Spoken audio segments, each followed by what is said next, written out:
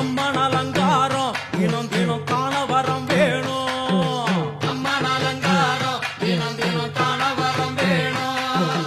அம்மன் அலங்காரம் கண்டுவிட்டா நம்ம குறை தீரும். அம்மன் அலங்காரம் கண்டுவிட்டா நம்ம குறை தீரும். அம்மனுக்கு விரதம் ஆதி முதல் இன்று வரை வழக்கம்.